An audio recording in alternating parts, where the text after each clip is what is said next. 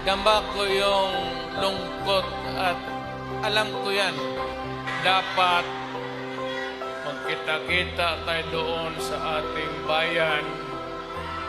Kaya lang sa sitwasyon natin ngayon, kailangan talaga punta tayo sa ibang bayan maghanap.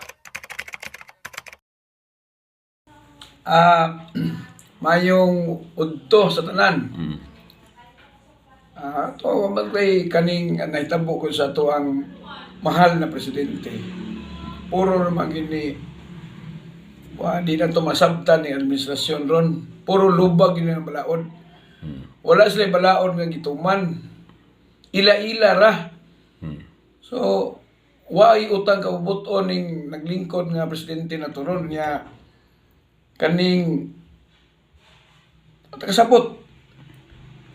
Unsay iyang gusto nga mahimo niya sa Pilipinas, wa man say nahimo nga maayo. Project wala tanan.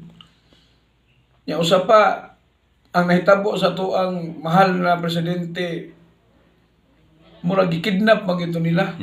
Dili mao, wala sa proseso. So, na naman na ang ato lang relax lang kita mga katawhan. Ato mahimo ani ampo na lang yun. So, naman tayo mga abogado dito na modipinsa sa ato ang mahal na pinangga na tong dating mayor na dating presidente. So, itugyan na to sa mga atong abogado dito. O atong mahimo di ampo lang kita niya. Number 1 na itong pagkahimuon nga karong mumaabot ng eleksyon, Mayo 12. Dili kita to sayangon atong buto. O lang kita itong mahimo. Ang mga senador nga PDP, wala na may laban ng PDP naman lang na. Kailangan i-straight kinato to, siyam kabuok. O di sa Davao, Duterte, di sa 3rd District, Ungab, o iyahang mga konsihal.